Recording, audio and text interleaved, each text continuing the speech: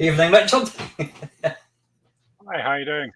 I'm not bad. I could see you in the bottom thumbnail thinking, when the hell is this going to bloody end? How many intros does one channel need? No, not at all, actually. I loved the intro. I could see you're the virtual boy, and that really took me back to many years ago of actually trying one out.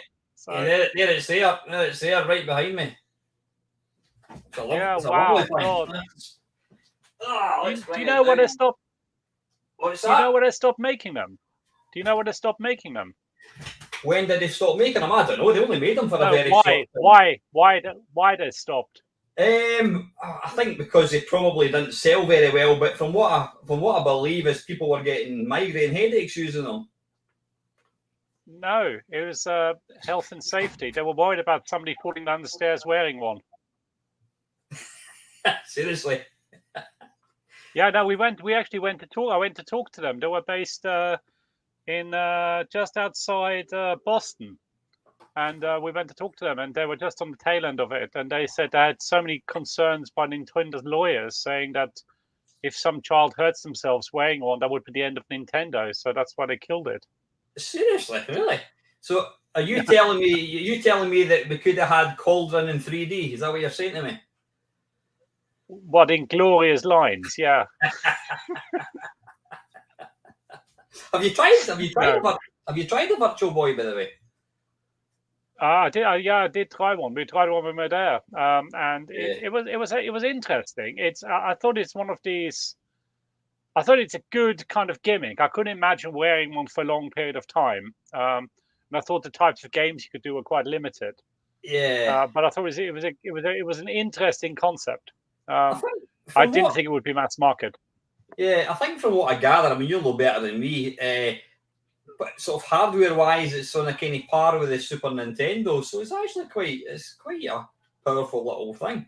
Yeah, it did quite a lot. It was, and of course, it's also quite lightweight. I'm considering the technology. Then it's quite a feat of engineering, really. It's So from what I gather, I've watched a few videos on it. It's all kind of mechanical, yeah, and it's like so smoke and mirrors, which is quite impressive.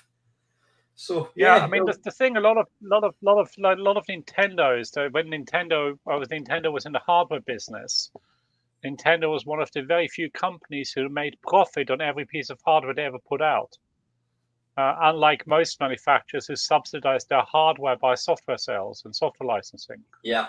But Nintendo made money on everything. They made money on the Wii. They made money on made money on every single console. They've, literally, I mean, not just the cartridges, but the actual hardware, which is quite outstanding, really. Yeah. So yeah, and I think they would have struggled to make money on the VirtualBook because I think cost of goods were too high as well. So maybe that's another reason why. Don't know how much it was. Anyway, I do know that it's a gallery of dust. Look at the state of it; it's manky. Yeah, I mean this thing. You couldn't put it on your head. What you had to do is you had a wee stand, which I've got somewhere. You had a wee stand, and then you had to lean forwards and put your head into it. But I love this. I mean, I very rarely use it, but I like it. That's my pension pot right there, mate. Pension.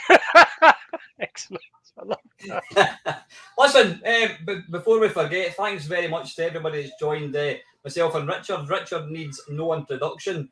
You've been around, you'll not mind me saying you've been around a long time. I think I remember seeing a picture of you, probably in a computer and video games, and you had blonde hair, didn't you? Yeah, I did have blonde hair, and my wife tells me, to this day, she tells me when she married me I was blonde, and I'm not blonde anymore, so she wants her money back. If she's still got a receipt, she can take you back, mate. Too late. I'm definitely past my warranty period now. So, I got in touch with Richard a couple of weeks ago. I've been asked to do all the talks at Blackpool. They must have obviously liked me that much that they wanted me back. Either that, or they couldn't get anyone else to do it. But I'd like to think it's the former. And I'm part of the role. I mean, I have to say, I don't get paid for doing it. It's just a love. I do it because I enjoy it. They said, right, can you try and see who you can get? And you were one of the first ones. And I think you were interested in coming along, Richard. But am I right in thinking it'd be like 2 flights and 2 train journeys and a bus? Yeah, so I had a rough idea of because I live on the south coast, so I had a rough idea of where it is, but it's not easy to get to from where I am. So it ended up being something like I looked it up with my wife. It was like 5 hours 30 minutes on 3 trains each way. So that's like going to New York. Yeah. You can probably get there quicker, but anyway. But play Blackpool's loss is my gain. We're having you on the channel tonight. Well, I know we've caught up a couple of times.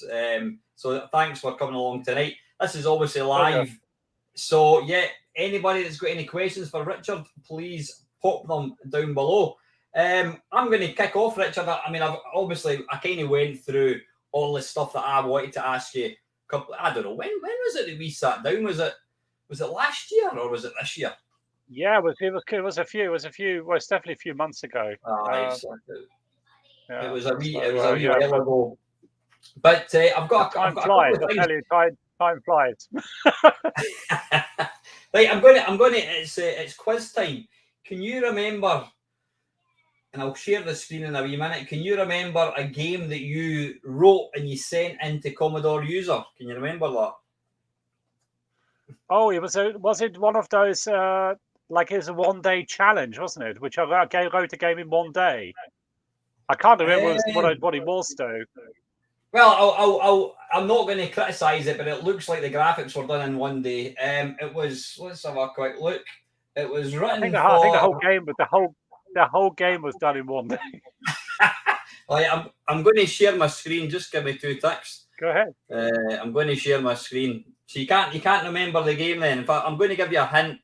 I remember doing it. I just can't remember what it was. You don't remember anything about it, right? Well, wait a wee minute. Well, no, I remember being asked to do it. I remember being asked to do this. They wanted me to write an article about how to make games as well. So well, there was a combination of things. Can you spot your game? Yeah. Can you spot what one it was? Game. Good question. Brickbusters. I remember it now. That's the one. Yeah, That's the one. It's not like I copied anything at all there, right? Is it? It's just like totally original, that one. It was 100% your own idea. There you go. There's 100% my idea. There's a beautiful picture of it. So God, hilarious. Yeah. So was that for a competition, you said?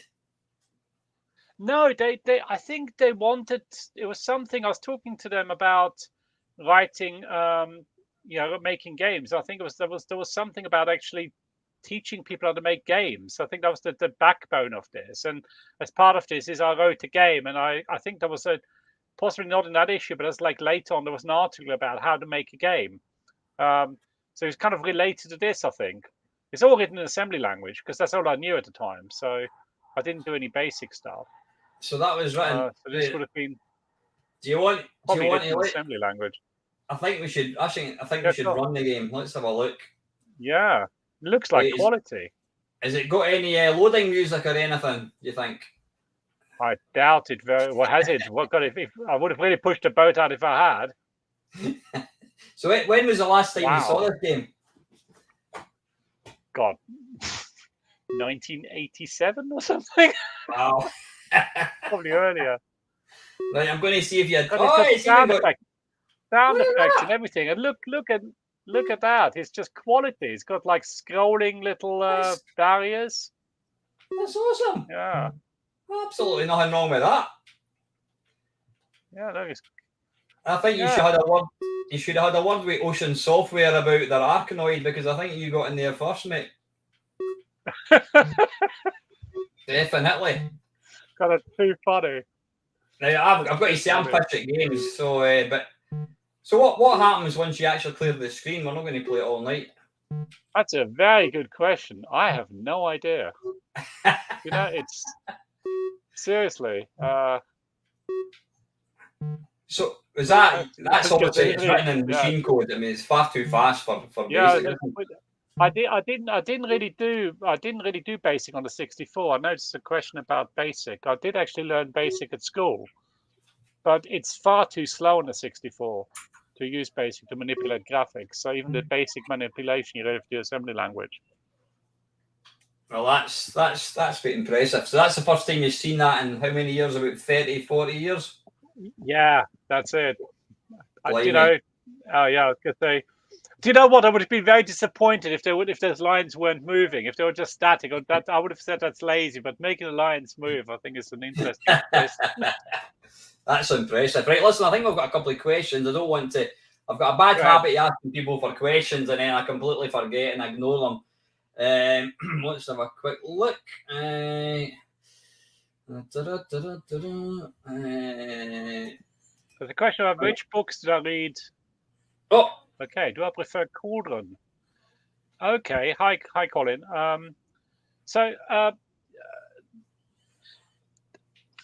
Okay.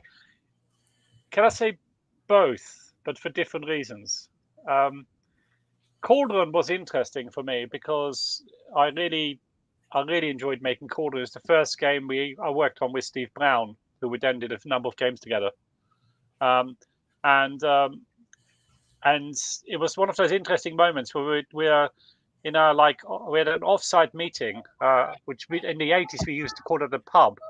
So we had the offsite venue having a few drinks, and Steve, who was not from the games business, said to me, why is there scrolling games or platform games? Why is there two genres? So, well, there's no reason for that. We can make a platform game that has scrolling in it. And that was the premise of Cauldron. It was literally that conversation in the pub. And the reason, so I liked it for that reason. the reason I like Cauldron 2 is I started messing up with physics, and I started really thinking about the bounce of the pumpkin. And if you notice, the pumpkin's quite smooth the way it bounces. Yeah.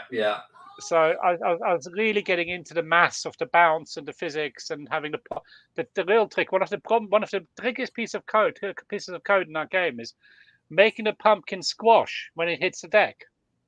Yeah. Because the pumpkin was a sprite. It doesn't know anything about the characters in the scene. There's no collision detection, right? So it's all entirely fake. And I really enjoyed writing that. So for different reasons, I like them both. I think what we'll do, I think Cauldron 2 was more playable. I think Cauldron 2 was more playable than Cauldron 1. Yeah. Cauldron, it was actually completable. Cauldron 1, unless you cheated, really wasn't completable. Well, we'll come to that in a minute. I've already had a dig at you about how difficult Cauldron was. So hang on a wee second. Unlimited lives. No. That's actually a really nice little intro for an 8-bit game. Yeah, no expense spared there. The music's pretty funky as well. Yeah. Of course, Richard Joseph, an absolute genius. Yeah. I mean, one of the nicest people in the world to work with. That must have been one of Richard's first earliest games, I would imagine. Yeah, it was. He'd not really done games before.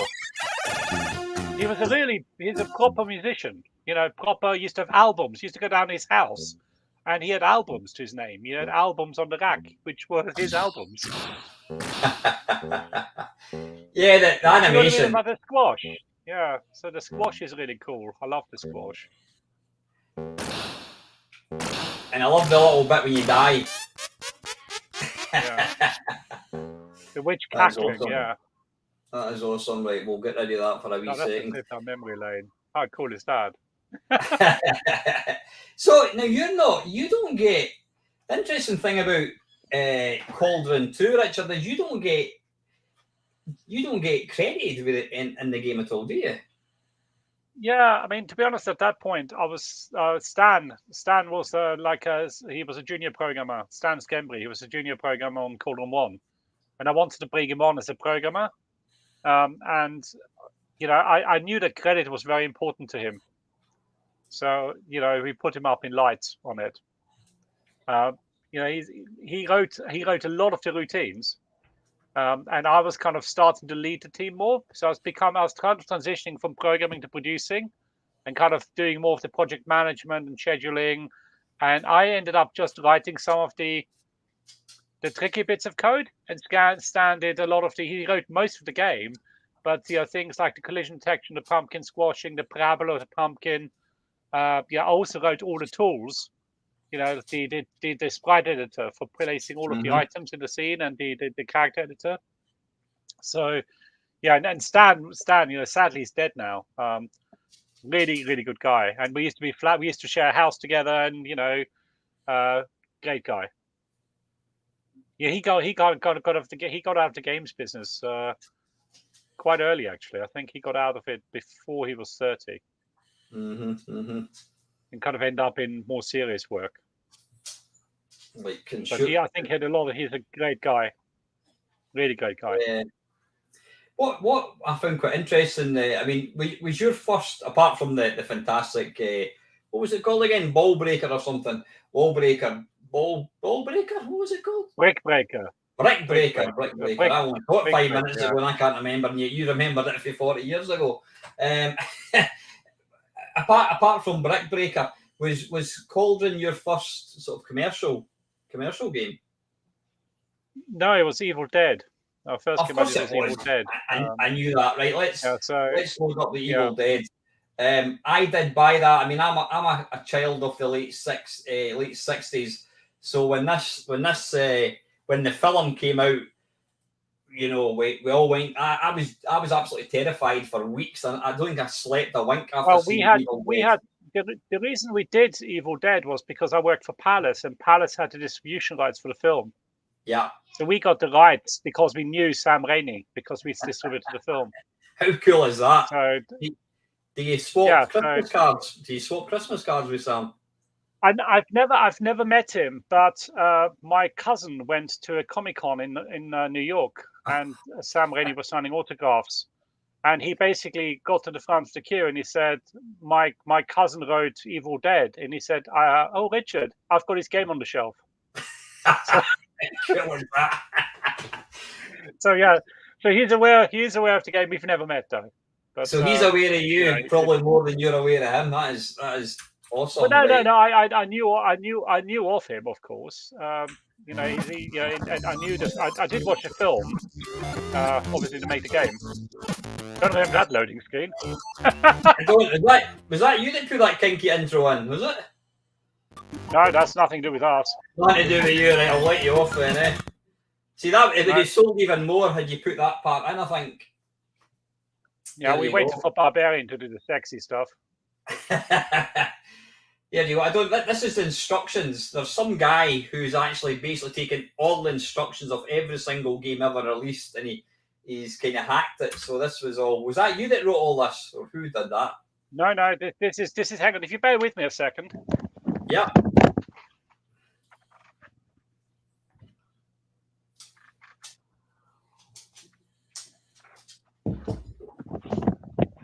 I can't find my copy of Evil Dead at the moment. I think I was.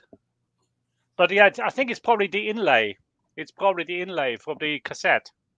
Ah, right. Wait a wee minute. Let's have a look. No, we don't have there's the cover. Yeah, there should be like an interior to that as well. Yeah. With a very fetching picture of me on it. Exactly. we'll need to hunt for that. So that was the cover for the DVD, wasn't it? Yeah. Not the DVD.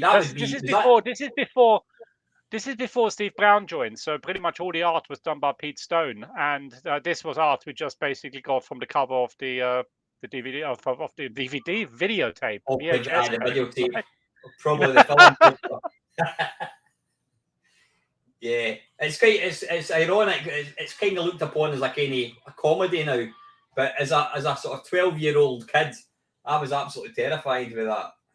But really iconic. So let's get this. Let's get this going.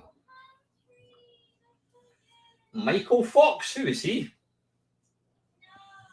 That's you're playing the Commodore. Is that the Commodore version? Yeah, that's a Commodore version. Yeah, that actually looks like a Spectrum loading. That looks like a Spectrum game. That's a Spectrum loading screen, isn't it? You know what I think? What they've done is they've obviously taken the Spectrum loading screen and they've kind of punted that across. Right, we don't want to save that. Yeah. Oh, no. That looks a bit Spectrum-y. There we go. That's Commodore. That's Even the music. I didn't do the Spectrum version. That was we contracted it out. That's why I looked at it. That's why I looked a bit funny at it, because I think we contracted out to the guy who did the Spectrum version. So did you design this game? Did you design it, do the graphics and the programming? No, I did the design. Pete Stone did all the graphics. You know, Pete Stone, right. Who was the boss. But you see that second door being open? Yeah. I could never figure that bug out. That door should be shut. For some reason, it's open already, and I could not figure it out before we released why that door was always open. So you're telling me it was released bug-ridden? That's what you're telling me.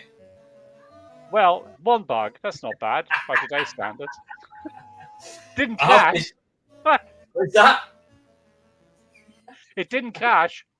I have to say though, if you thought that, I mean, this is a difficult game. This is. I did buy this game, and I have to say I didn't play it for very long because I just found that it was so difficult. Oh, it's very hard. You've got to get yourself the shovel. You've got to get yourself the tools to whack him on the head.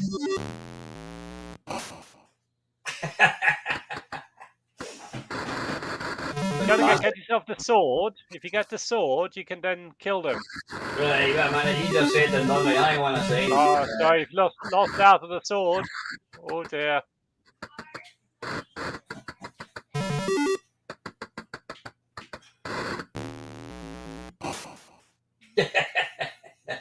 Right, we'll leave it at that. I'm not the best games player in the world. So am I right in thinking, Richard, that the Spectrum was the Evil Dead never released for the Spectrum, or was it Cauldron that was No, never? I think it was released for this. It was released for the Spectrum, but it was a conversion. So we had a contract programmer to a conversion. Cauldron was released for the Spectrum, but we couldn't scroll. The Spectrum can't. The 64 has hardware scroll registers, right? Yeah. So you can basically offset this. You can offset the screen pixel perfect for up to 8 bits, and then you can just do a copy to move it. So you can just do a copy, assembly language copy to move all the bytes across. So it basically on the 64 you could do smooth scrolling. The Spectrum didn't work that way. The Spectrum had has characters, right? 8-byte characters, and then behind them there's a color mask which tells the character what colors to be. So each character you couldn't scroll because the mask was kind of locked in place and there was no scroll registers. And the CPU wasn't fast enough to move the characters. So that's why you don't see many scrolling games on the Spectrum. On the Spectrum, if any. So what we had to do for the Spectrum version, you get to the end of the screen and then the whole screen redoors. So it's basically it looks pretty crap, actually. I wasn't happy with that. But we were told, well, people have Spectrums and they want to spend money on the game, so we had somebody else do this. But I wasn't very happy with that version, to be honest. I'm sure. I think it needs the scrolling, Yeah, right. Actually, I'm going to share the screen again. It's a tiny picture. One of the viewers, Colin, has very kindly posted a picture of the. Oh, look, there you go. I told you. Look at that! What a handsome devil. Right, wait a minute. We're going to get it. I think I've still got that jumper. No. Is that the one you've got on just now? No. You could even join my fan club. Look at that. How amazing is that? Could you be games programmer? Look at this. Even job advertising on there. Now, do you know this? Do you know the way this came about? This came about because my boss used to be in the music business. So when they started promoting games, they thought like music stars. So they basically turned all the programmers into rock stars or whatever programming stars.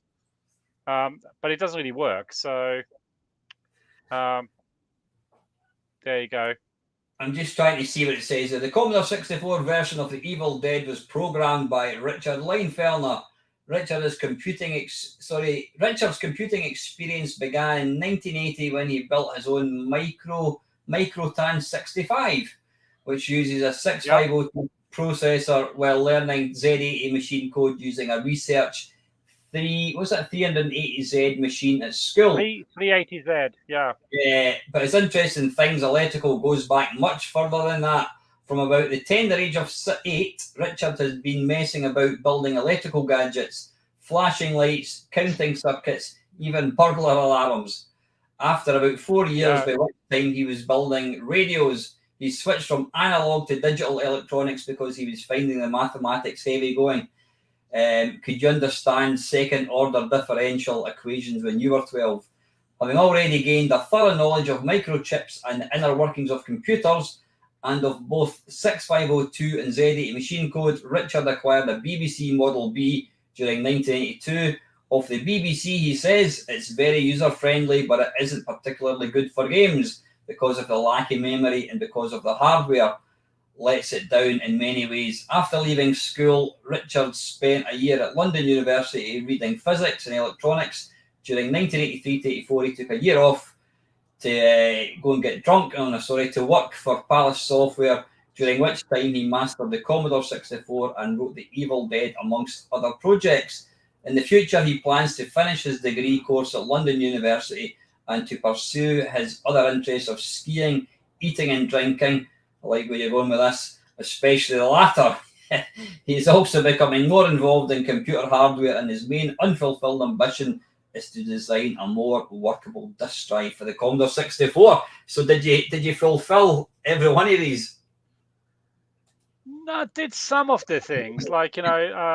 Obviously did I did drop out of university because of my jobs, and I did actually I only went back when I was in my mid-20s and did an open university degree. I found actually working much more fulfilling than studying. So I did drop out. I did build more hardware. I built quite a lot of hardware for actually letting us execute the first few programs. So one of the things I built is a cross-development environment. So we could work on big machines like big CPM. This is a precursor to MS-DOS machines, and then download the data to the 64 over parallel ports. So I basically wrote the software, built the hardware. I built little plug-in cards for the big computers. So I did a lot of the hardware design for that. So I did do more hardware, and I still design little hardware things like little embedded devices. I've designed a navigation system for a yacht, which is like a kind of an interesting challenge. So yeah, I still dabble. So some of the things are true, and I'm still really quite geeky. So as you can probably tell by my shed. So what you're saying is we can look forward to a new faster disk drive for the Commodore 64. Yeah, unfortunately, that never happened. The Commodore 64 disk drive was a total disaster. It had a 600 baud interface, serial interface between the disk drive and the computer, which is basically really slow. So yeah, that didn't happen. And I think I did love the Commodore 64 though. What's that? I did love the Commodore 64. It was literally an amazing machine. It was such fun to program. Still is. It really was amazing. Yeah, it's a beautiful machine. Have you seen any of like the latest demos that have been put out in the C64? I saw a few. I saw this demo. Somebody sent me a link, and somebody's done these amazing graphics on it. I mean, jaw-dropping graphics. Just like I saw a YouTube video. I can't remember what it was, but yeah, and it really was a machine ahead of its time. It had so much hardware in it. Yeah, it had so much custom-built hardware, like the SID chip, the VIC chip, years ahead of its time. Really amazing. I mean, I'll let you just very quickly. I know it's nothing to do with it. We're not talking about the C64 here, but I'll let you just let's have a quick look at this. I'm going to share the screen again. And maybe.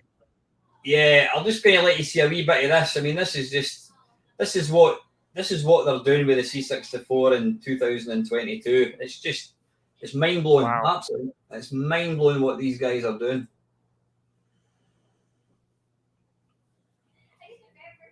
Hopefully I shared the sound. I think I did.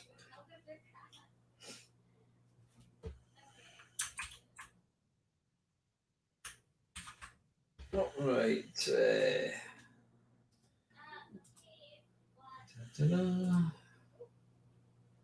I mean, they've really emulated as well, haven't they? Oh, the emulation of the C64 now is just it's absolutely spot on. Age of Disgrace. There we go. Attach that. Yeah, it's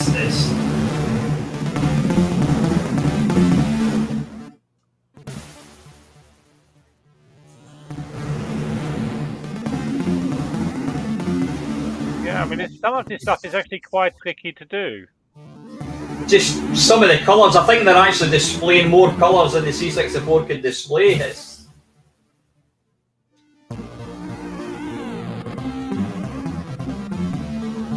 You've got to kind of pinch yourself.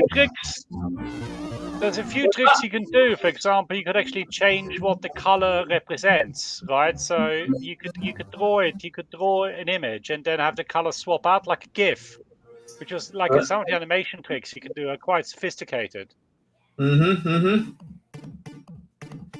anyway, yeah, but yeah, it's just absolutely phenomenal. But yeah, so you never got around to designing a new disk drive. Was that something that you genuinely wanted to do, or was it just something?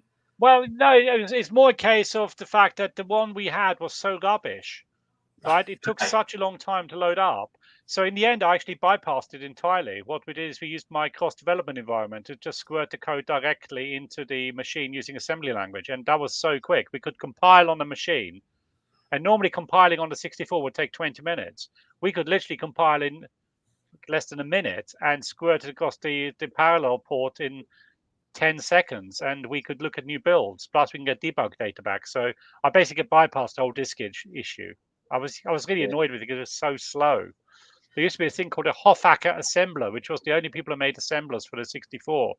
And it would just take such a long time to actually compile the code. So yeah, that was my case. Of it wasn't for anything other than I was sick and tired of waiting for stuff to load. It Of was course, so slow. yeah, they eventually did come up with like a sort of turbo load for the disc. Because I bought a disc drive early. I bought one in 1983, I think it was, and I think I'm sure the disc drive actually cost me more than the Commodore 64. Yeah, it was quite an expensive piece of kit. It was big as well. It was a massive thing, It wasn't it? was, it Yeah. was, it was gigantic. And yeah, eventually they did bring out like turbo loaders, whatever. But right, sorry, better get back to the questions. Let's have a wee look. So there's maybe Matty question Yep, about different goals. Yeah, hi there.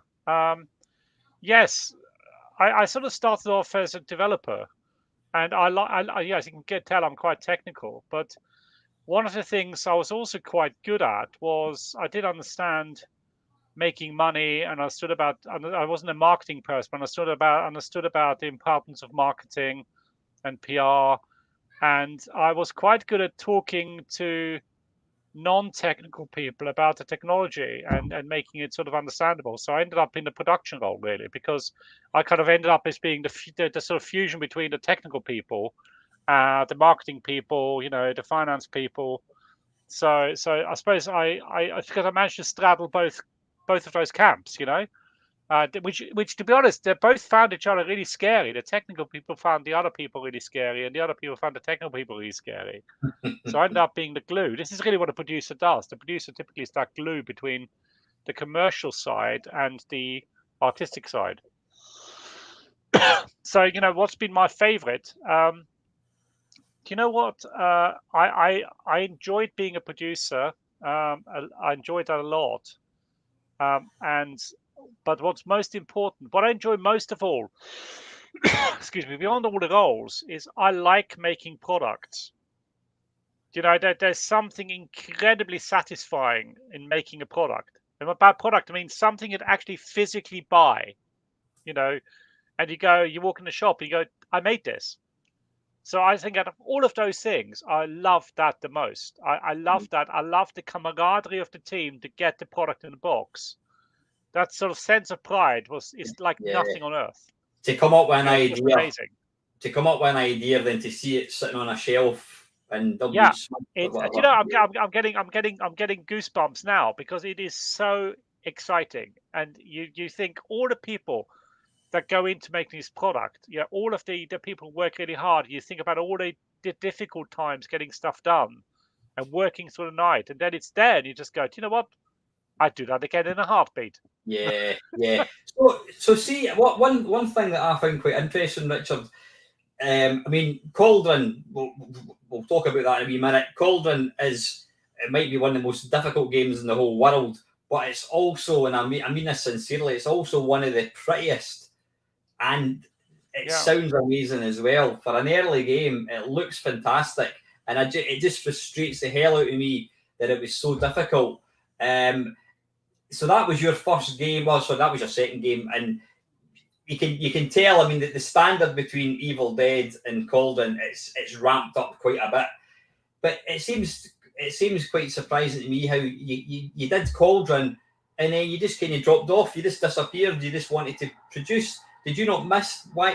What was it that prompted you to? You didn't want to have the hands on. You wanted to kind of pull the strings. What caused you to kind of? No, it's not so much. It's not so much that I didn't want the hands on, right? But if you're growing a company and you're growing a team, you've got to bring along new talent. You've got to give new talent a chance to do stuff. Mm-hmm. And if you end up always being the company's whatever most experienced programmer, there's only one of you. I'm not scalable. There's one of me, and I'm much better off teaching other people how to do it. It's better use of my time. It doesn't mean I'm, I still is interested. I mean, in fact, I still code assembly language. I still write embedded device stuff. I've just launched a platform which I've did lots of coding for. But actually, I get most joy out of building teams. Quite honestly, beyond the product, I like building teams. I actually like to find a time when I don't have to go to a meeting because I'm no longer needed. Mm-hmm. I get joy out of that. I get, not because I'm a lazy bastard, sorry, swearing, but I get joy out of it. That means other people are reaching their potential. Mm-hmm. It's very much a people business. The games business is a real people business. Aye. So yeah, so I don't have to do. Yeah, if I was, Stan would never have stepped up to the probably wouldn't have stepped up to the plate as quickly as he did if I was always there, like Yeah. hovering over him. Yeah, no, I understand exactly what you're saying, and you've gone from being the programmer to like the football coach, and then you're the manager, and ultimately you're getting the satisfaction of seeing all these things that you've brought together to combine and produce something that's out there. Yeah. What when I've spoke to kind of other programmers in the past, they've always said, "Oh, I miss the sort of hands-on programming," but you obviously, whilst you enjoyed the programming, you also enjoyed the directing and, just as you say, making this thing with a team. I do.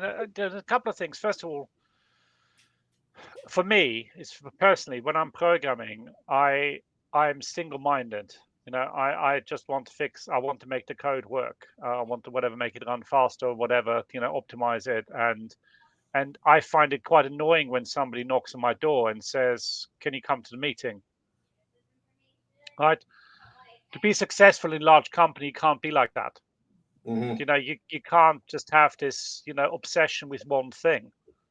And there might be other people who are much better at multitasking at this than I am, but I'm not. And I remember I was working for Mindscape, and we're working on actually working on Shadow of the Horned Rat, which is a Warhammer game. And I wasn't really programming much. I mean, it all moved to C then, and it's all done in C. And I was still one of the best debuggers in the company. Right, so if there was a really, really, really bad bug, they'd give it to me to fix, or they give it to me to find. And I became the go-to person for bugs that were kind of really difficult to find, and I was quite good at fixing them. And then one day it suddenly dawned on me, the reason they're coming to me is because I haven't built in the internal talent to do this themselves. And so actually it deleted the C compiler off my machine. And then when people came to me the first two times, it was really painful to say, "No, I can't do this. I'm too busy." I could have done it, but you know what? It wasn't my job. Mm-hmm. Mm-hmm. And I think there's a real danger in. Okay, I looked at this. Sorry, just to ramble a bit, but I looked at this. I suddenly realized um, the reason I was programming was because I was afraid of being a producer. And inside my brain, I was thinking, do you know what? If I'm a crap producer, I can always go back to programming. And by deleting the C compiler, I threw my reserve parachute out the door of the plane because you become de-skilled. No, you become de-skilled really quickly. Mm-hmm. And therefore I had to stand my ground as a producer, which is actually what I wanted to do. And I couldn't allow this emotional crutch of, oh, if I'm a crap producer, I can always go back to programming. That I don't want that to define me. You know. Yeah. Yeah. So, it's not that I hated programming. It's just I enjoyed producing a lot more. I enjoyed traveling. I enjoyed going around the world, meeting people. I enjoyed having meetings about, how do we best do this? Can we do this? How do we best resource this? You know, so it's just different stages, And then Yeah. just now, the last 2 years, I spent programming a back end in a brand new programming language I'd never seen before, and writing database code. You know, and now I want to hand that over to somebody else. So yes, So it's very. I'm yeah. it's not it's yeah. It's for me. I like starting things. I like finishing them. I'm not so good in the middle. So after Cauldron, did you make a conscious decision to say, right, I don't want to be the main programmer. I want to bring people in. And then when you realised that you had some good talent, were you happy? Were you happy just to kind of step back from the programming side and just Yeah, become the yeah. director? I was happy to be there. If people wanted to ask me Yeah. advice, I would, or if I thought they're going down the wrong track, I would quite happily tell them, you should maybe think about doing this and doing that. But ultimately, I think we built a much more resilient company because it wasn't just me. It wasn't just, it wasn't yeah, it just wasn't me. And also the other thing is, you know what? And I'm sorry, I'm probably gonna offend a few people on this chat, but I don't actually enjoy the product as much as I should. I enjoy the craftsmanship of making it. Mm-hmm. Yeah, I enjoy the intellectual and physical challenges in making something. And once I've made it, I rapidly lose interest in it, quite honestly. I was the kid who used to build his Airfix models and then blow them up. You know, because the building was for me, the building was the fun part. The collecting wasn't. Yeah, yeah, And I'm sorry, it's just maybe it tells you a bit about me. So for me, the craftsmanship, after you've built a few games, you go, I know how to do this. What's next, right? yeah, So, yeah. and then of course the games get more complex, but yeah. I mean, I was watching. You couldn't not see it. That Amber Heard versus Johnny Depp on thing that was on the TV, and Johnny Depp said that somebody asked him. He was getting interviewed, and he says, "What's your favourite film that you've made?" He went, "Don't know. I've not seen any of my films." He says, "I'm not interested." He says, I like making them. I'm not interested in watching them." He says, I've not seen any of the Pirates of the Caribbean. He's genuinely never seen any of his films. So like you, he likes putting them together and then moving on. Well, yeah, and don't get me wrong. It's not like I love the products I make, but I probably love them for different reasons. Because for me, every product is, oh, we had that idea on Tuesday after particularly hot curry. You know, that's to me, that's the fun thing. Yeah, Rick, I'm with you. I never painted mine either. I was really crap at painting, so I never painted. I did stuff them full of gun cotton and blow them up though, so probably legal these days. Just But before yeah, we move, I think, yeah. Sorry, I was going to say before we move on for Cauldron, what was I going to say to you? Yeah, in the last sort of chat we had, I said how it's probably it's probably in the top 2 hardest 8-bit computer games ever. Now you did touch on, and somebody's actually asking again. You mentioned about the fact that the reason it was so difficult was because did I have a copy of it, and it was because you said that you had the tape exactly the right length, and if it ran over, then it automatically knew. Is that a true story, by the way, or did you just make that up? That's an absolute true story. We obviously games were copied, especially before speed loaders, because literally you can have a 2 tape deck and put a cassette in one side, put a cassette in the other side, right? So basically, it was so easy to copy tapes, and you get somebody who will just do C60 of all the different games, one after the other. So, but if you remember the Commodore 64 tape deck, the button used to pop up when it finished playing, and they auto stop, right? So I'm just going to open the window. Hang on a sec. Yeah, no problem. So the button used to pop up, and you could detect the button popping up in software. There's a bit that was set on one of the ports when the button popped up, which told the code that the tape has stopped playing. So basically, what my protection system did, because most people used to record when you make a cassette tape, they only give you if the game is whatever 5 minutes to load, you get 5 minutes and 20 seconds worth of tape. They cut it to the exact size, right? Because tape was expensive, and that tape is made to the length of the code. So basically, what I used to do is wait to see if the button popped up within whatever 5 seconds after the game had finished loading. The game would load, and then we'd sit there waiting for the button to pop up.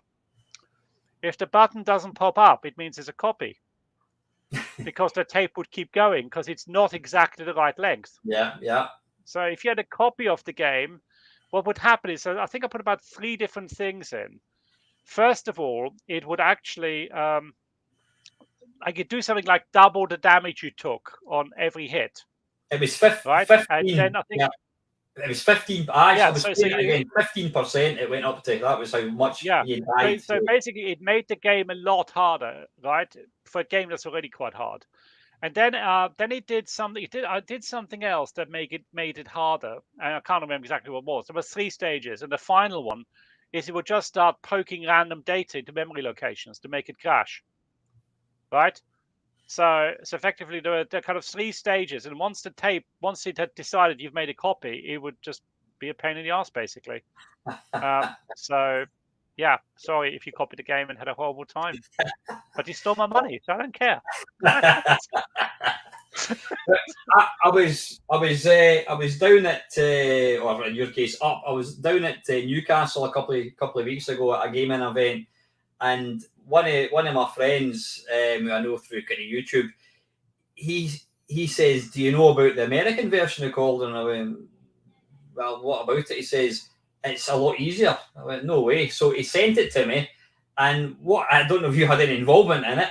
Instead of losing, if you get hit with a baddie in like the UK one, it's 15% energy. Every time you fire, you lose 1%. In the American one, we had. Yeah, in the American one, you only lose, I think it's 5% when you get hit, plus you don't lose any energy when you're firing. So it's actually made for a much, much more playable game. Yeah, and to be honest, we would have spotted that, and the reason American version was easier is because took us a while to sell the game in America, so we had to find a publisher, and we had time to reflect on the game being really hard, and we made it easier. We should have made it easier for the UK release, but when we tested the game, this is my biggest learning actually out of one of those aha moments is when you test the game, you don't play the whole game, right? You basically test the levels you've just built. Yeah. So because there was no way of getting more lives, in the game. Say you lost a life on one level, right? And then lost another life on another level. Cumulatively, it's almost impossible to recover from losing lives because there was no way of gaining lives. Mm-hmm. So the game was just too hard, and we didn't spot this until we released it because the reality is we never played the whole game through in one sitting because we knew level 1 was completable, we knew level 2 was completable, but we've never really tested whether they're all completable in sequence. Right? Try to do them all together. So it's a real like one of those moments where once we spotted this and we were gutted because we thought, crap, we could have fixed this. It was so easy to fix, but we didn't really spot it until the reviews came out and people said it was a really hard game. And then, of course, the next thing happens, people come up with cheats, right? So people kind of had the cheat codes and things. And there was where you could buy these devices you plugged to the back, which allowed you to poke memory locations. Yeah. I can't remember what it's called, but people used to make those. And we kind of, because it's very difficult in those days, you sold the game through companies like Boots or WH Smith or Woolworth. You couldn't just do a recall, right? So effectively, when we did the American version, because we had more time, we just made it easier, right? Action replay, that's what it's called. Thank you, Rick. Yeah, action replay. So we just made it easier, right? But the one thing I learned is you've really got to play the whole game, or you've got to at least think about how do you replenish your lives, and it would have been, that's the thing, the gutting thing was literally probably a 10-minute fix to fix this. Aye. That's what I found. Yeah, that's what I found personally when I played the game. I loved it. I loved how it looked. I loved how it sounded, but it was just so damn. I mean, I what I actually did was I put out a video about 3-4 weeks ago, and I play the original, the UK one, and then I play the American one. And I think in the 3-4 minutes that I played each one, I think I had about 5 games of the UK one, whereas the American one only had like 1 game because it's so much easier and it's a much better game. It's a much better game. And I tell you, there's one thing I've learned is actually given the time. And when you're making a game, you always run over schedule. I mean, you probably know this. Most games end up taking longer than you expect. And we were we had to get the game out, for financial reasons. And, I wish we'd spend more time testing it. And, this day I thought, especially something that's such a relatively easy fix to do.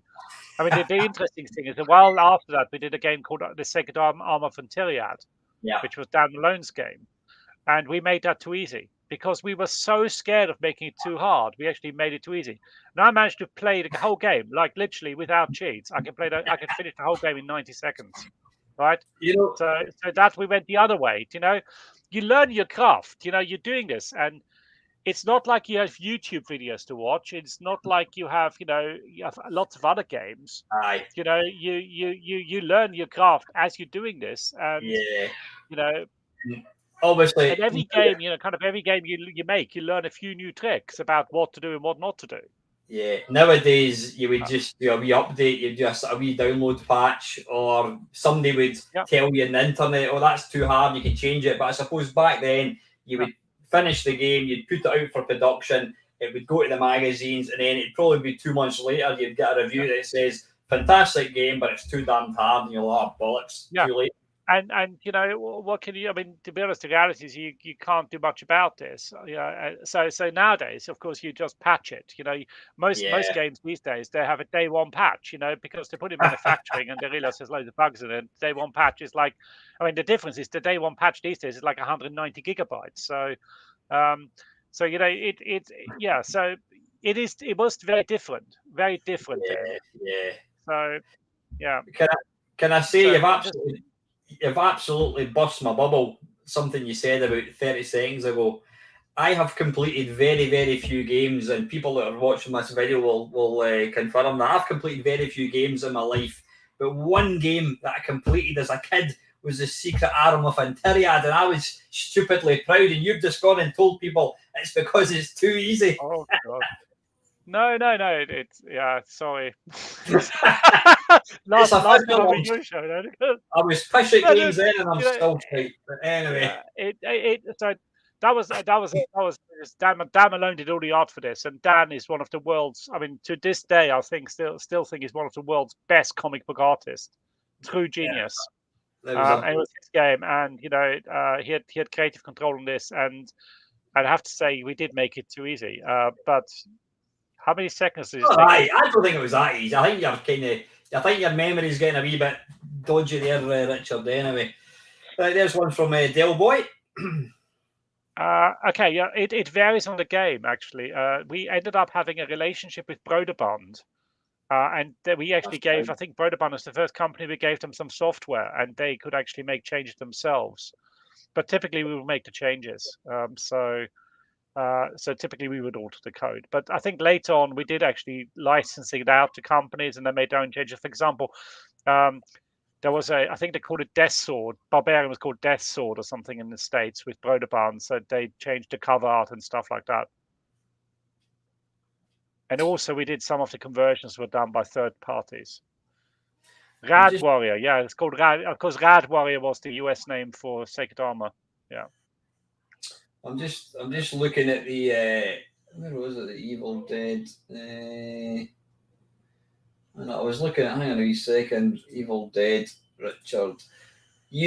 Cauldron. Let me just share the screen again for a second.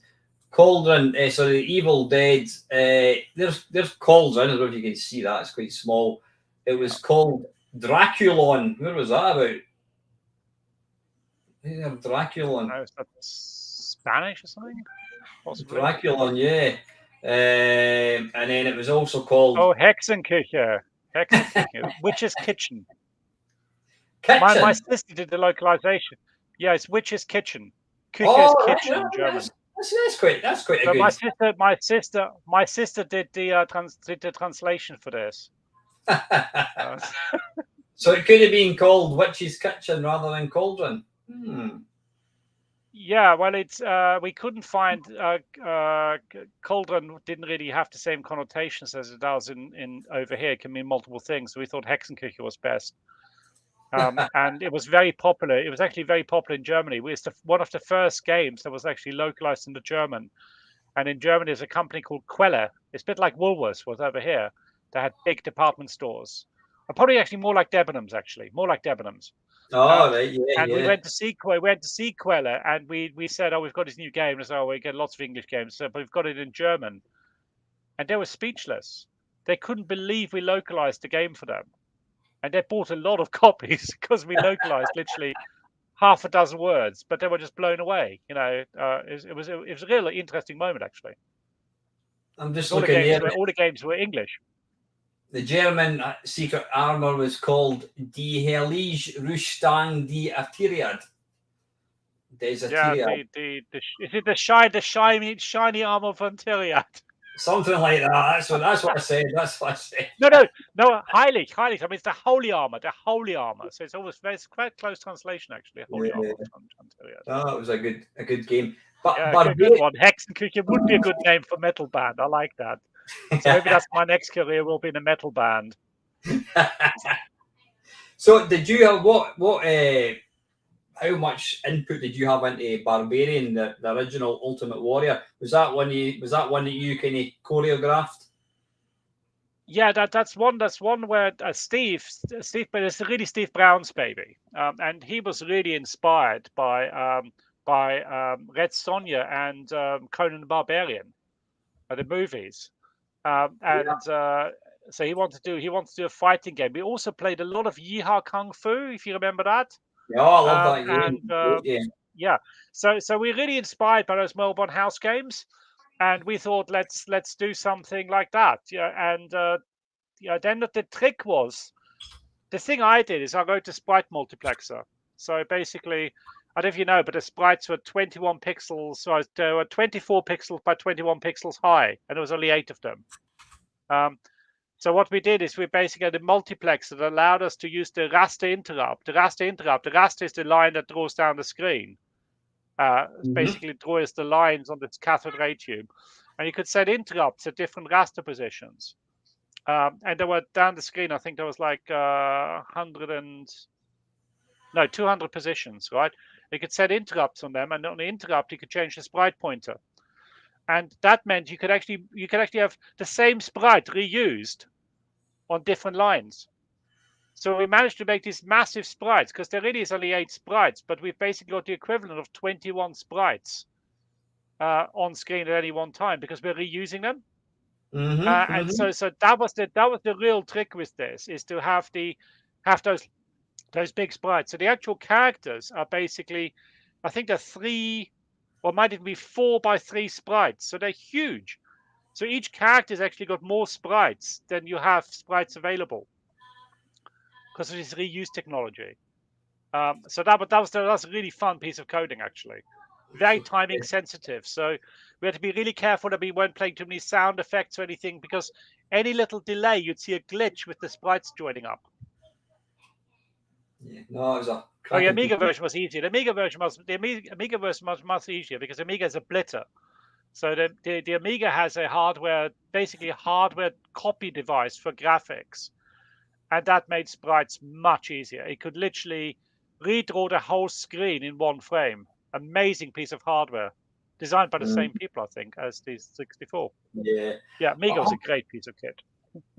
I loved Barbarian. In fact, I think I bought Barbarian for the C64, and then I think about a month later I bought an ST, and then it might have been a pirate copy I got an ST, but I didn't feel guilty because I just bought it. But when I have to say, I was quite disappointed with Barbarian 2. It looked great. I just found it quite boring. What, did you have much input in that one? Yeah, I'd left by then, so I'd left Palace. Well, so that was obvious. I was still. No, I was still working. I was still working there. I worked there at the beginning of Barbarian 2, but to be honest, the company was getting bigger and bigger, and I thought it's quite ironic. I thought that we should be looking at doing console games. I really want to do Nintendo 64 games, because I thought our games would have been perfect for the Nintendo. And my boss at the time, Pete, didn't see the same way, so we didn't do console games. Ironically, ended up working for Konami, which is quite funny, really. Ended up working for console company, but yeah, so we didn't do it. So I left, and then I did Shoot 'em Up Construction Kit as a contractor for them, and I still stayed in touch with them. So I still did bits and pieces, but I didn't work on Barbarian 2. Did you have any? Did you have any contact with like the guys from Sensible Software?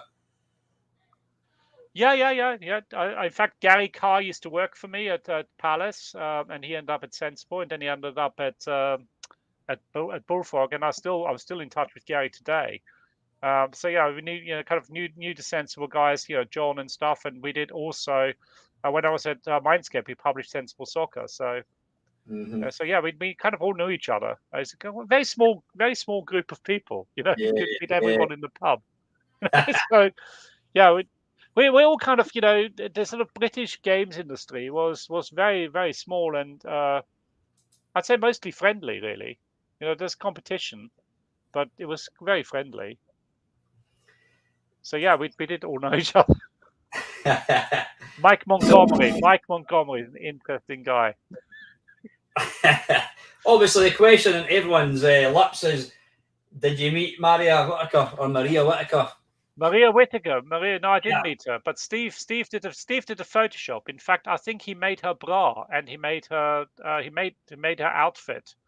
So he was at a photo shoot. That was his casting decision, and yeah, I think it was very. I thought it was really interesting in that we. I don't know if you got a screenshot of the game. Do you have Certainly the will. game at all? Yeah, I'll have a screenshot of the game. Yeah, well, there you go. You see the Yeah. game. What's really interesting is people see the game, but they remember the poster, right?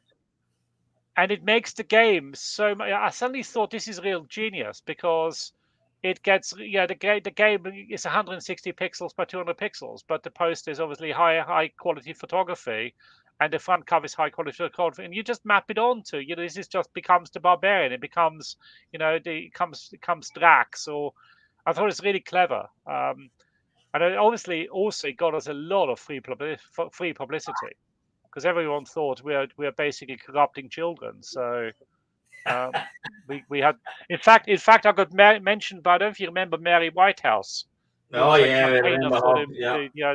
So she mentioned us, and after that we sold loads of copies.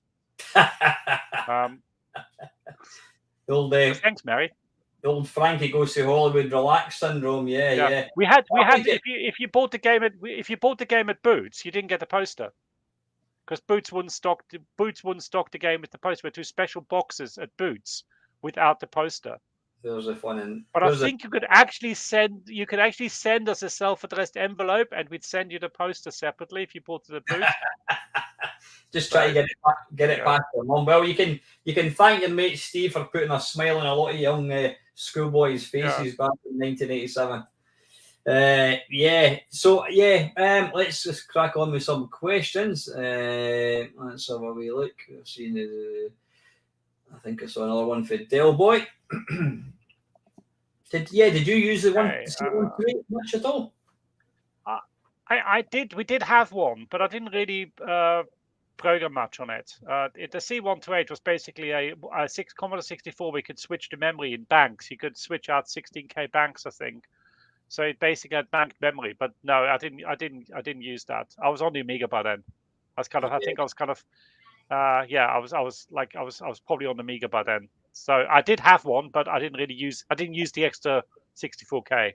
I don't think anybody did. I know I only knew one guy that had one. And in fact, the other thing is I didn't actually program on the 64 at all. I did all my programming initially on a CPM machine and then a MS-DOS machine. So I did all my programming on a development system and then squirted the code to the target platform. So I never, I didn't I only used the 64 for actually testing it. So I treated it very much as a target box, almost like a console rather than an actual computer. Yeah. That makes sense. There's Mark Wright. That's quite a good question. Oh, what's my best and worst? God, this is one of my classic interview questions when I interview people for jobs. What's your best and worst moment? Do you know what? It's very. Sometimes they can be on the same game.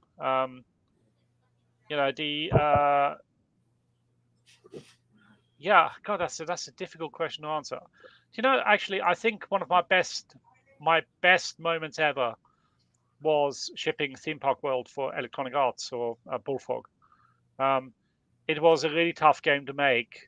We made against the odds, and then lots of things aligned, and we sold a lot of copies. And it was a game that was born against the odds. Nobody at Bullfrog wanted to work on it. I had to put my own Mindscape team in place. I had to do lots of things to get it done, and we did it. And we basically went to market and we sold lots of copies.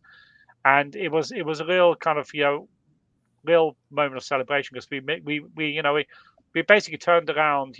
Bullfrog had difficult times, but then they had Dungeon Keeper, which was made by my friend Colin, and so he did Dungeon Keeper 2, and that did well. And then we had Theme Park World as well, and that did well, and that kind of really helped Bullfrog deal with the fact that it hadn't put a lot of good games out recently. Worst moment, Catwoman. Catwoman is a game I took on. It was my choice to take it on. I was basically me and Colin. We used to worked very closely together. Colin was working on Harry Potter, and I was working on the startup from the team that did. I think there's a game called Mercenaries, which was quite a popular game, and we had a deal with that company to do a follow-up game for Electronic Arts. And I was promised I could do my own game after doing lots of kind of fixing stuff and shipping it. But halfway through, or probably the beginning of it, they suddenly said to me, they took Colin and me aside and said, we've got to ship 2 games this year. One of them is Harry Potter. The other one is Catwoman. There's 2 of you. Who's going to do what? And basically, I had to say, I'm going to abandon my baby, my game I'm doing for myself, and take over Catwoman. And I did this because there's no point Colin doing it because he was working on the other big game, which is Harry Potter. Mm-hmm. So I did this, and I'm still glad it was a good moment because we did actually ship it. But the game was in a real state when I took it over, and we basically built most of the game in 4 months. And when I saw the movie, when Warner Brothers showed us the rushness of the movie, I actually told the team we've got to shave at least 2 weeks off the release schedule because if you put the game out after the movie comes out, we're not going to sell any copies whatsoever. So actually, I even crunched the schedule to get it out. And then the same year my son got cancer, so that wasn't a good year. So that was kind of not a good year around Catwoman. How's your son now?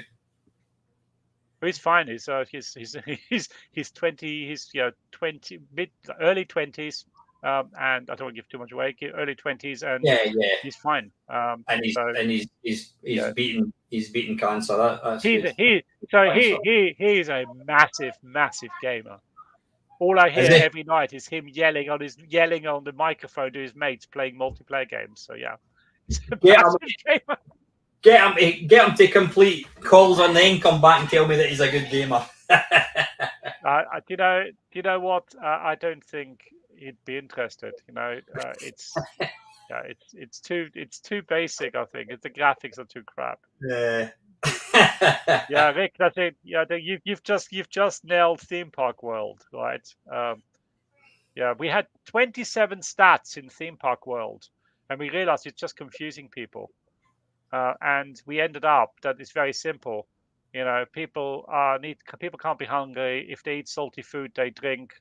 If they drink food, they need toilets. So the best way, one of our testers actually did this. He did a whole thing in Theme Park World, which is basically food, salty food, drinks, toilet, salty food, drinks, toilet, salty food, drinks, toilet, all the way to a roller coaster, right? Happiness through the roof. Not so good if you get rid of the toilets, by the way, but. So I take it you worked with Peter Molyneux. No, I didn't. But yes, I did. But not when he was he'd left Bullfrog when I joined. I worked. I did actually executive produce Black and White because we took that on as a post-publishing project. Like when he left, we just took it on as a publishing project. So I worked with him on Black and White. We kind of shipped that game. So we did work together, but not at Bullfrog, ironically.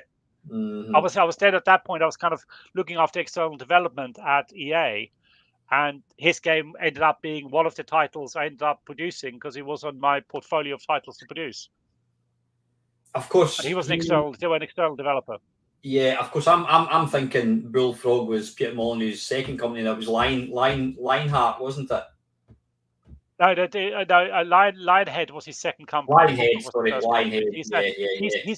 He set Bullfrog up with Les Edgar, and it was him and Les Edgar basically. Mm-hmm. And he left about He left several months before I joined. Yeah, I think we didn't work together, but it was on black and white. So. Yeah, I do remember buying black and white, and I was a bit disappointed. It wasn't quite the game that I thought it was, and I think that's why wasn't the game. It wasn't the game that EA thought it would be either. So Peter Molyneux makes two of us. There's absolutely no doubting Peter Molyneux's vision, and he could see what kind of gamers wanted. He was so enthusiastic, but the problem was, I think a lot of his games never quite lived up to what he was kind of selling you. And I think he brought out a game. I can't remember what it's called, and it was a kind of Kickstarter. And I think people were saying to him, please tell us there's not going to be any downloadable content, and you've got to buy things. No. You pay the money. The whole game's there, and of course it came out, and everything he'd said was a complete lie, and he got a lot of stick on the internet. And I think that he's kind of given up games completely. I don't think he's on. Social media. I think he still runs. He runs 20. He runs. There's I think a company called 22 Cans. I think he still runs that. So you know what? It's very difficult living up to your own hype. Yeah. It's really difficult to, especially when you get egged on by journalists. Is he going to do that? And is he going to do this? And it's hard. It's very hard to,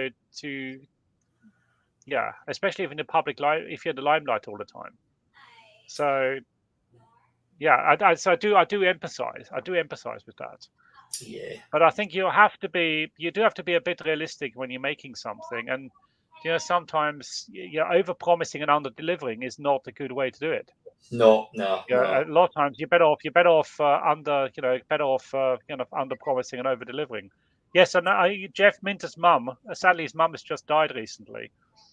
Jeff Minter's mum used to bring games in the shop for me to sell.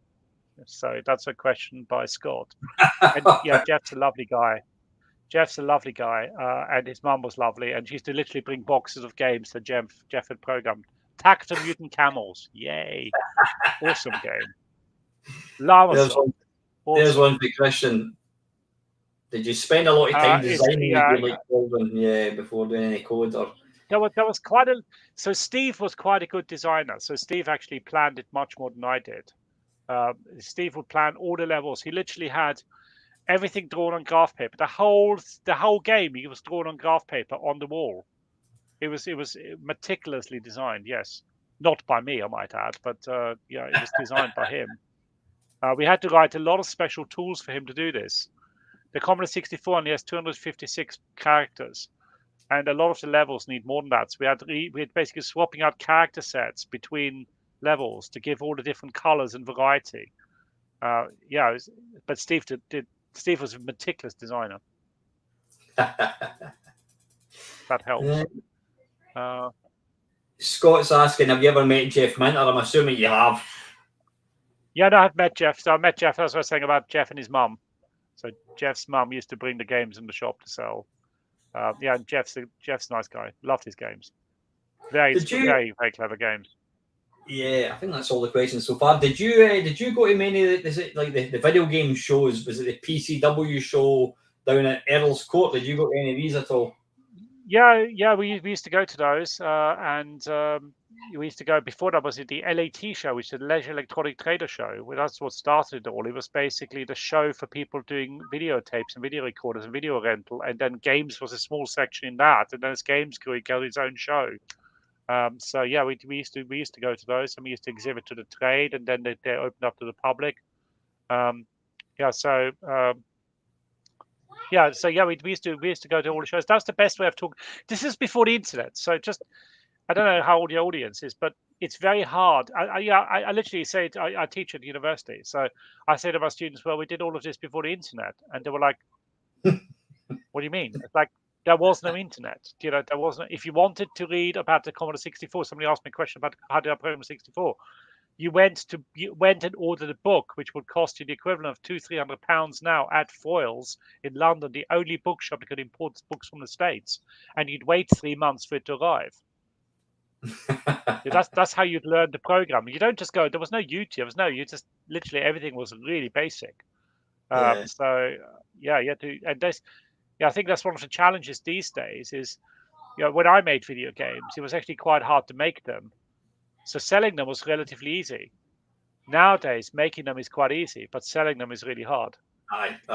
Well, Everyone can make them. If you ask for more than £1.50 for a game, people think you're trying to rip them off, which is ridiculous. Yeah. And if you think about it, how ridiculous is it not to then ask for more money later on? I mean, you can't make a game for £150. You just can't. It's just impossible. Which Commodore 64? So I'm just reading some of the questions. There's a good question there from Ox. The person I was truly blown away by, the game I was truly blown away by was Elite. I didn't think Elite was possible. I didn't think it was possible to write Elite. And I thought what David Braben and his business partner, sorry, his name escapes me, what they did was literally jaw-dropping. Ian Bell. Jaw-dropping. I couldn't. Yeah, Ian Bell. I could not believe they made Elite. I was just blown away. I used to play Archer's games. Didn't really know Archer that well, but Archer, really good guy. So the other person, just trying to think what games I used to play. I used to play Jet Set Willy. Andrew Braybrook. I used to play a lot of his games. I was a big fan of scrolling games, so that was really cool. I think Uridium, wasn't it? Uridium hit it. I was just sure that the music was such a good soundtrack. So don't know Chris Butler. I'm terrible with names. So Chris Butler did Space Harrier and Commando on the Commodore 64. I don't know if you're familiar with these. So I've played Space Harrier a bit. I didn't really play Commando, there's a lot of really, really good 8-bit programmers who are much better than me. So especially a lot of them came out of demo scene. We just do graphical effects and stuff like that, and they were just so good at shaving literally 1 millisecond of a routine or something. I never had the patience to do that. I don't know. Again, there's a lot better programs than me. Going back to Cauldron, apart from it being impossible to play, it's a flawless game. It just looks so good. It plays so well. So for a first game, apart from Brickbusters, I mean, I think if you'd continued to program, would have been seeing some amazing games. But Matthew Smith. Sorry, I'm just thinking, what did Matthew Smith do? Sorry, Ox. Just Manic Miner. What did Matthew Smith do? He did Manic Miner. I loved that game. I thought of what it was.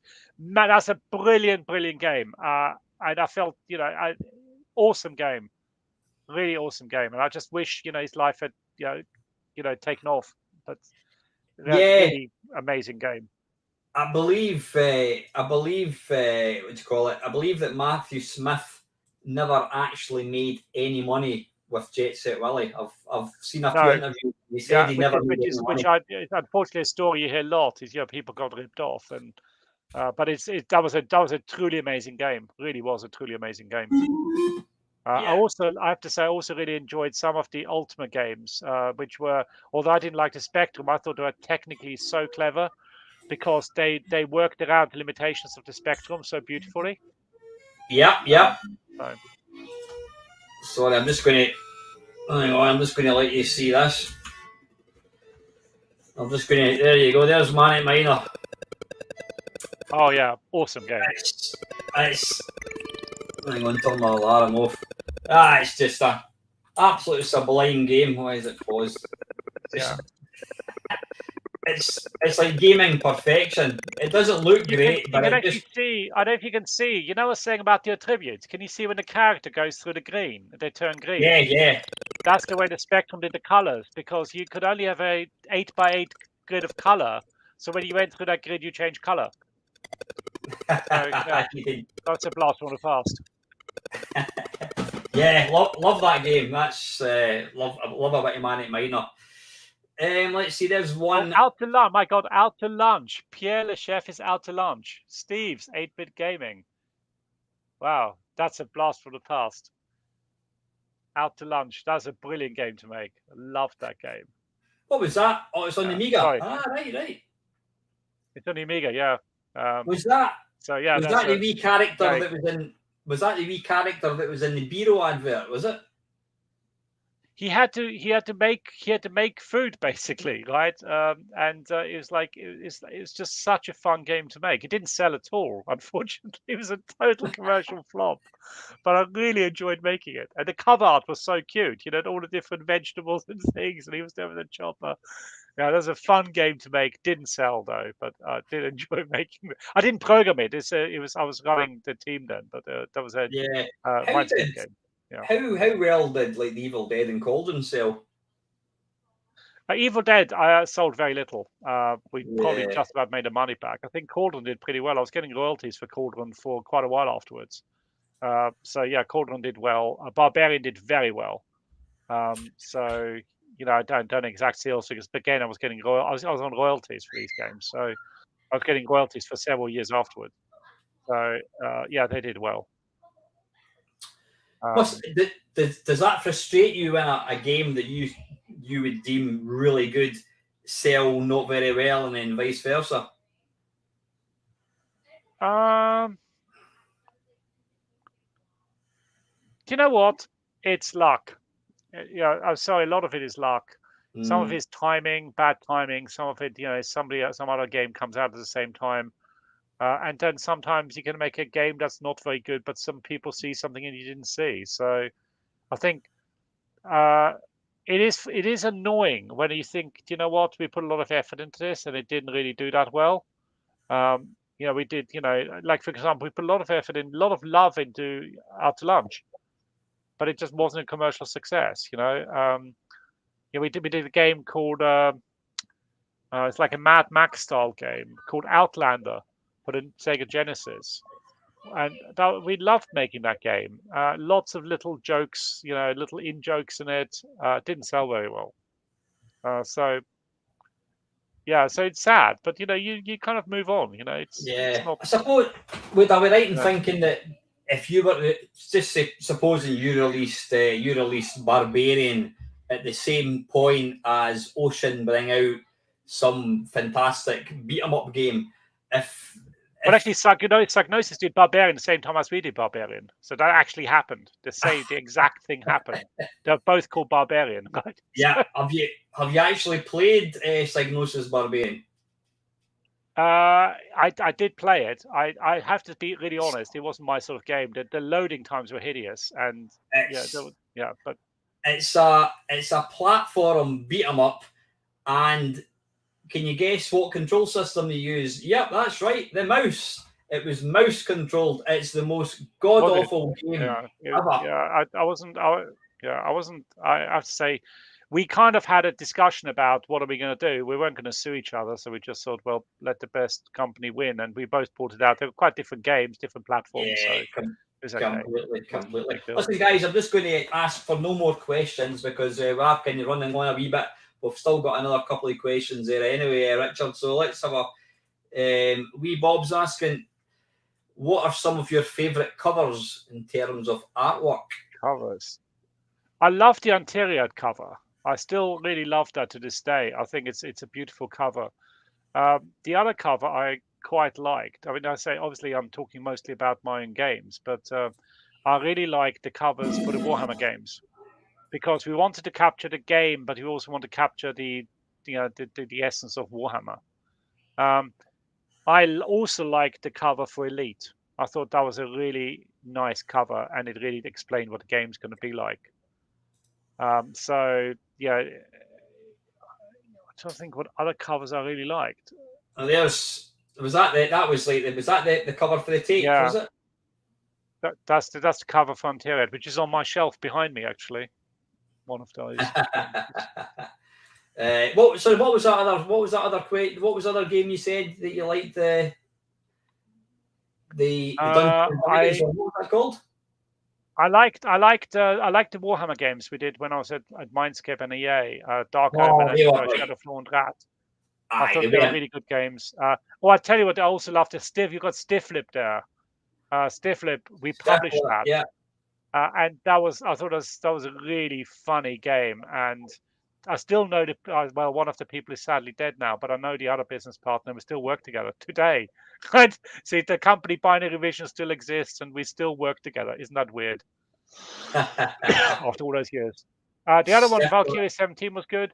I thought it was beautiful. I thought it was a beautiful game, very funny. Oh, no, I'm not familiar with that one. All right, okay, it's a kind of text adventure. That's Ram Jam Corporation, wasn't it?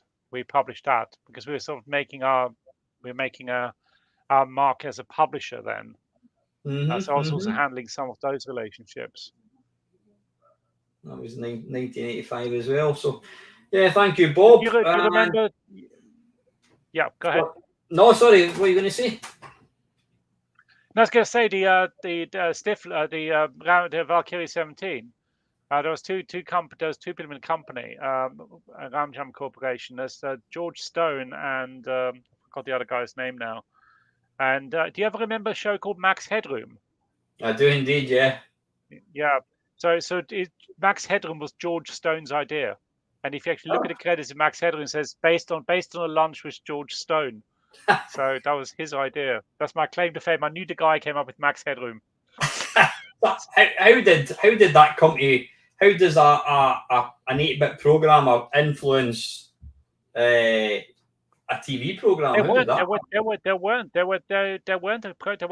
a game developer. They just got into games because they thought games were happening, and they were actually a media. I think they were a media company. So they used to work with musicians and TV people, and games was just kind of a sideline to them. It's kind of very strange. I think they only did a couple of games. Nice people. Yeah. Listen, I think we've got one more from Dell. Let's see, where is it there? There we go. Here we go. So it depends which way you go. If you're going with the Commodore series of machines, right? What actually happened, the biggest difference between something like Commodore 64 and an Amiga was just the jaw-dropping amount of hardware in an Amiga. So first of all, you had a 16-bit machine. The 68000 is a beautiful chip to program. Totally symmetrical. It's got it's got 6 address registers or 7 address registers, 7 accumulators, right? Jaw-dropping piece of kit. And then it had all this custom hardware, which you could literally bash the metal on. Things like the blitter, which allows you to copy massive images. It had like holder display mode, which allowed you to display 4096 colors on the screen at the same time. Jaw-dropping hardware, which you all had to learn, right, without any documentation, pretty much, unless you knew the people at Commodore, which I kind of got to know in the end. I managed to get some bits and pieces out of them. So they went very much down lots of really cool hardware. The sort of, I suppose, the other side, the Amstrads, which they're always, like I said, 80 based. They're not that good. But the ST, for example, went more down the route of throwing CPU at stuff, and they actually had really bad hardware. And when you're talking as a hardware aficionado, it had no special graphics chips. So the kind of tricks you had to learn for each one of those was very different. The tricks you learned for a 64, the tricks you learned for an Amiga was very different to the tricks you would learn for the ST. Yeah, the ST had more memory, which you could use, right? So you'd use the memory more, but you'd have to use everything you do would be very CPU intensive. So I suppose it's just the different tricks. But the one that none of us saw coming in the UK, and in many ways, one of the early failings of the UK games industry is nobody saw the PC coming as a games machine. And by the time the PC came out as a games machine over here, it was really late in the day. And a lot of the big companies in the US were already programming the PC very successfully. And the UK was well behind. And the PC was a truly horrific machine to program. It had it literally was a awful piece of kit. It was like essentially a bunch of Z80s strung together on a quasi, 16-bit, architecture. The video card was awful. Everything about the machine was awful. But some amazing games got made for it. Like Doom, just Doom. When the first time I saw Doom, I was literally sitting there thinking, this can't be done. I thought Carmack was practicing witchcraft. I couldn't believe it. I did actually meet him in the end. Nice guy. And he told anyway, but it was just one of those things. And I think the PC kind of was a missed opportunity here because we focused too much on the Spectrum and not the Spectrum. The Spectrum was obviously a big machine here. The Spectrum, there's the ST, and we missed the PC. I think the UK missed the PC. And I think it cost us quite a few years. I'll be honest, I didn't. I mean, I remember I had my Commodore Amiga at that point, and one of my friends had a PC, and I just thought that his computer was rubbish. It was like a 386 that he It had. is. It. It was, yeah, Do you know what? Yeah, you're spot on, and it truly was rubbish. It was everything: memory architecture, page memory, extended memory. Was it extended memory, expanded memory? It was a total nightmare as an architecture. But you know what? Technology doesn't win. Marketing wins, right? And what basically happened is that just like VHS, the best video format started. I used to start off selling video recorders. The best video format was a German maker called Grundig, and they had something called V2000, which had 8-hour tapes, which were reversible, right? Which had like a massive timer that you could program like a month in advance, extremely good picture quality. And what won the day was VHS, which was the third. Basically, it was the third format because Betamax was better than VHS, yeah, right? But VHS won because of content.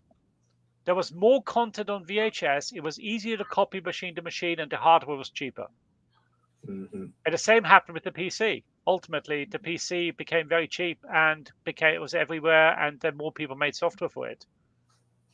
Yeah. There's Dale Boy. He's always he's an early adopter of everything. So he had a V2000 machine. V2000. What? Remember that rings a bell. What is a V2000? Why would I know that? Is that like a? Is that an Amiga version or? Sorry. I think, was that not one of the what was the first? What was it you said? Like the VHS was the worst.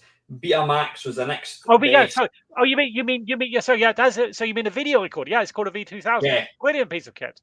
Brilliant piece of Mm-hmm. kit. But this is a real lesson here. The best technology doesn't always win. It's in the end, content wins. And if you create an ecosystem that makes it easy to make content, which the PC did, it was quite easy to program the PC because there was compilers available. Your C became the language of choice, so it's just things were easier, right? Yeah. And then of course, eventually they get around the shortcomings, but yeah. And they'll say they're a very thick tape, and the tape could be turned around. Yeah, it lasted forever, and I used to love selling those. They're brilliant machines. They were built so well. They would never chew the tape up. They had automatic track. Sorry, you sound like a video salesperson, but yeah, they had automatic tracking. Brilliant piece of kit. Just didn't win the war. But you're absolutely right about the PC. As I said before Doom came along, I just thought the PC was rubbish. I didn't real. It's only now you can go back and realise that there was in America there was thousands of games for the PC, but in the UK there was really nothing. And then they weren't Doom, expensive. Yeah, and then Doom came along. I remember my mate phoned me. He said, "I've just sold my Amiga." I went, "Why have you sold your Amiga?" "I've got a PC." I'm like, "What the hell are you doing?" And he went, "You need to come up and see this game." And I remember going up his stairs, and I could hear the sound effects coming from what I then found out was Doom. And I went in, and he had this enormous 20-inch TV, or whatever it was, computer monitor, and seen this thing running. I'm like, "Wow." I've got to sell my Amiga and get a PC. So I think this really is a lesson. It's like, content really drives everything, and in the end, hardware is quite subservient. So, yeah, lessons for us all. Anyway, listen, guys. Sorry, Alex, what were you going to say? No, I was going to say it really, it's in terms of the. If you look at the I know nobody's asked me this question, but if you ask me my favorite game ever, it would be Doom. Doom followed closely by Elite. I've wasted literally probably years of my life playing those games. Absolutely loved them to death. What was your second game? Amazing game. Did you say Elite, Doom and Elite. I think Doom and Elite are my two favorite games, and Elite would have to be played, of course, on the BBC Micro with an analog joystick. Otherwise, you can't dock the bloody ship. Yeah. What was that? The very, very last question I'm going to say. Would you ever consider, like, bringing out Cauldron for the Nintendo Switch or the mobile? Would you ever consider No, that? I mean, no, I mean the rights to Cauldron belong to Steve Brown, and yeah, no, not really. It's not, it's it's yeah, if somebody wanted to do it, I'd be happy to be supportive and whatever. But I've kind of done it at the time, and I'm quite happy to To let it, yeah. it's good memories.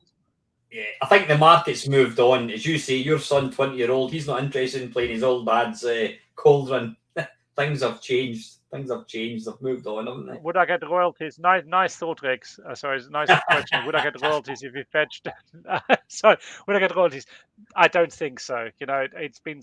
I should really. There was no time restriction on my contract for royalties, but tracking anybody down who owns the rights now, I'd lose the will to live, to be honest. Yeah. So, no, I'm not even going to bother. But if somebody wants to send me a check, I'm always available. Answers on a postcard. Anyway, listen, guys, on that bombshell, I'm going to let Richard get to his bed. So, listen, Richard, thank you so much for coming on my channel. Well, you're a mate. You're welcome on any time. I love the questions. Questions. Yeah. I love the questions as well. Thanks for good quality questions. Yeah, absolutely. But you're welcome on my channel anytime you want. It would have been nice to get you along to Blackpool. Maybe at some point, if I can convince them to fly you, they'll pay for your fares. Then we'll maybe get you up to Blackpool. Well, yeah, but also, I guess I'd love to do it. It's just logistics. If this was like an EasyJet flight away, or if it was like a train trip away that doesn't take all day, I'd be there. But it's just logistically difficult. Well, maybe I can. Maybe if you have a play Blackpool, where is it you live about? Is it down in the south coast? I live down on the south coast. So I live in Brighton. So well, if I ever get a play Brighton, I'll be down and we'll get you along for a chat. How's that? Yeah, well, like I say, the other thing is, if anyone's I might be at EGX, so if anyone's at EGX, we can maybe go for a beer or something. Absolutely. So anyway, listen, thanks very much, Richard. It's been a pleasure having you on. Pleasure. You're always really entertaining. You're a good lad, and thank you very much. Thank you very much for all your games. And finally, guys, thank you very much for coming along, supporting the channel tonight, and asking Richard some questions. So just remains for me to say, thanks again, Richard. Take care, guys. Thanks for watching. See ya.